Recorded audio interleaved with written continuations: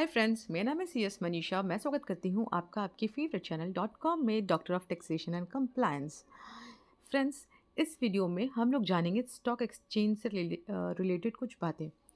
Friends, मैं बताने आगे वाले सीरीज़ में मैं आपको बताऊंगी कि अगर सपोज़ एक कंपनी लिस्टेड होना चाहती है NSE पे या BSE पे, नेशनल स्टॉक एक्सचेंज या बॉम्बे स्टॉक एक्सचेंज पे लिस्टेड होना चाहती है, तो क्या क्या रिक्वायरमेंट है, साथ ही क्या क्या फाइलिंग करनी पड़ेगी, क्या क्या फ़ीस लगेंगे, और इनफैक्ट वंस वो लोग लिस्टेड हो जाते हैं तब जो ड्राफ्टिंग कैसे होती है, कब कब कौन से फॉर्म्स फाइल होते हैं, कैसे फाइल्स होते हैं, उन सब का इन डेप्थ मैं कोशिश करूँगी कि आप लोगों को मैं बता सकूँ।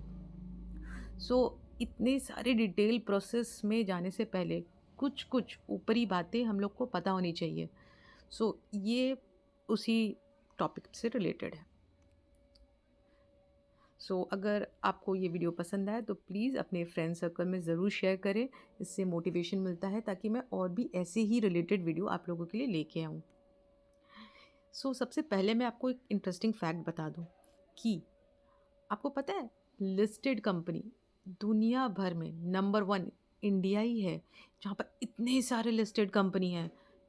जैसे आप देखोगे रैंकिंग, सेकंड आता है USA, which country has the most listed companies, number of listed domestic companies 2020, ये 2020 का जो रिपोर्ट है उसके हिसाब से ये बताया गया है कि इंडिया में सबसे ज़्यादा लिस्टेड कंपनी है। तो इतने सारे लिस्टेड कंपनी हैं, लिस्टेड इतनी लिस्टेड क्यों होती है? कुछ फ़ायदे होंगे तभी कोई कंपनी लिस्टेड होने जाती है। ऑफ कोर्स है फ़ायदे, तभी वो कंपनी लिस्टेड होती है। अच्छा, एक और चीज़ मैं बताऊँ, लिस्टेड जो कंपनी होती है, क्या वो national stock exchange, Bombay stock exchange यही 2 प्लेटफ़ॉर्म है? नहीं, बहुत सारे प्लेटफ़ॉर्म होते हैं। For an example Calcutta stock exchange भी, वहाँ पर भी बहुत सारे कंपनी लिस्टेड होते हैं। तो कलकत्ता में जनरली जो कंपनीज़ है वो कलकत्ता स्टॉक एक्सचेंज में लिस्टेड होते हैं। वो चाहे तो BSE में भी हो सकते हैं, NSE में भी हो सकते हैं। आप मल्टीपल जगह हो सकते हो लिस्टेड। इट्स नॉट दैट कि अगर आप NSE पे हो गए तो BSE पे नहीं हो सकते। आपका जितना मन चाहे उतनी जगह आप लिस्टिंग करवा लो, बट जितना करवाओगे आपको उतना फ़ीस देना पड़ेगा। एक वन टाइम फ़ीस होता है और एक एनुअल फ़ीस भी होता है जो ये लोग चार्ज करते हैं। अच्छा, एक सबसे बड़ा क्वेश्चन आता है, why company get itself listed? Company listed होती ही क्यों है? अरे लिस्टिंग में जाती ही क्यों है? तो कुछ फ़ायदे और नुकसान होते हैं फ्रेंड लिस्टिंग है, टू बी वेरी ऑनेस्ट। फ़ायदे भी है, नुकसान भी है। पहले मैं आपको नुकसान बताती हूँ, कॉन्स बताती हूँ। रीज़न बीइंग, इंडिया में बहुत सारी कंपनी जो है लिस्टेड है, पर अगर आप ग्राफ देखोगे ना तो ये कम होता गया है। यानी आजकल कंपनी, बहुत सारी ऐसी भी कंपनी है जो बहुत बड़ी है फिर भी लिस्टेड नहीं है और लिस्टेड होना भी नहीं चाहती।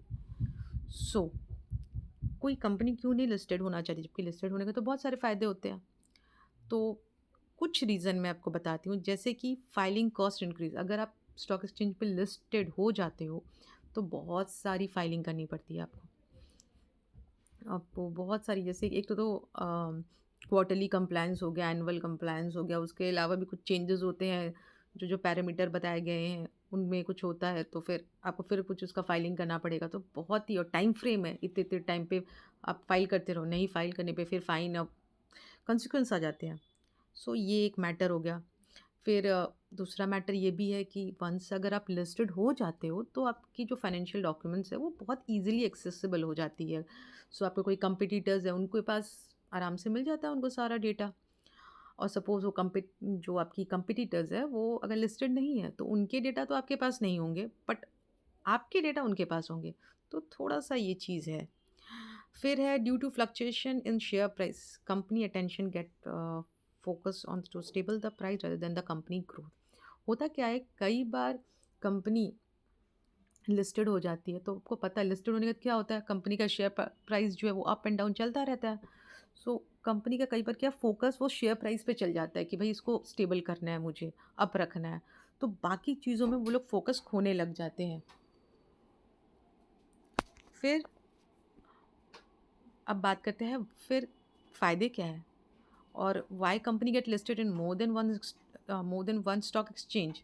फ्रेंड, जैसे कि मैंने आपको बताया, अब जितने, अगर आप एक डोमेस्टिक कंपनी चाहे जितने में भी वो स्टॉक एक्सचेंज में वो लिस्टेड हो सकती है, कोई प्रॉब्लम नहीं है, पर लिस्टेड होती ही क्यों है, रीज़न। तो सबसे बड़ा फोरमोस्ट रीज़न है फाइनेंस। पैसों के लिए। अगर आप लिस्टेड हो तो आप बहुत सारा पब्लिक से फंड ले पाओगे। जनरली क्या होता है, अगर आप एक कंपनी है सपोज़, उनको काम करना है तो ऑफ कोर्स उनको पैसे चाहिए, फंड चाहिए। कहाँ से आएँगे फंड्स? पहला है, जो ओनर है वो अपना फंड लगाएगा, चलो उसमें लिमिटेड है कितना लगा सकता है। सेकंड, वो बैंक से लोन ले सकता है, फिर भी उसमें लिमिट्स है कितना ले सकता है। बट ह्यूज कैपेसिटी है अगर आप लिस्टिंग करो, आईपीओ इनिशियल पब्लिक ऑफरिंग करो तो आप बहुत फंड कलेक्ट कर सकते हो, बहुत वास्ट लोगों से कलेक्ट कर सकते हो। सो कंपनी आईपीओ इसीलिए लाती है ताकि इनिशियल पब्लिक ऑफरिंग यानी अपने शेयर्स पब्लिक में बांटती है, उनको अपना स्टेक मतलब कुछ परसेंटेज दे देती है कि हाँ इतने परसेंट इतना शेयर में इतना वोटिंग राइट्स होगा, वैसे करके रहता है। सो वो देती है, क्या होता है, फंड्स लेने के लिए, पैसों के लिए। तो सबसे बड़ा इंपॉर्टेंट है फंड के लिए। Second, better valuation. Listed company का वैल्यूएशन करना बहुत इजी होता है। सपोज़ आपकी कंपनी है और आप लिस्टिंग करवाते हो तो पूरा प्रोसेस होता है, आपको मर्चेंट बैंकर बुलाना पड़ता है, वो आपका कंपनी का वैल्यूएशन करता है और लिस्टिंग होने के बाद आपकी कंपनी की वैल्यू और बढ़ जाती है।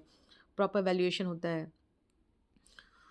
इमेज, थर्ड, इमेज भी बहुत अच्छा था। अगर लिस्टेड कंपनी है तो उसकी इमेज क्योंकि लिए वो इतनी कंप्लाइंट्स करती है, इतने सब करती है, तो पब्लिक इमेज में भी फ़र्क पड़ता है। तो कंपनी को कहीं ना कहीं काफ़ी सारे एंगल से फ़ायदा दिखाई देता है कि हाँ अगर मैं लिस्टिंग पे जाऊँ, हाँ मुझे मालूम है कि मेरे वन टाइम लिस्टिंग फ़ीस लगेगी, मुझे कंप्लायंस भी करना पड़ेगा, बट फंड्स इतने मिलेंगे, तो फिर वो सोच के कंपनी लिस्टिंग प्रोसेस में चल जाती है। एक इंटरेस्टिंग फैक्ट बताती हूँ।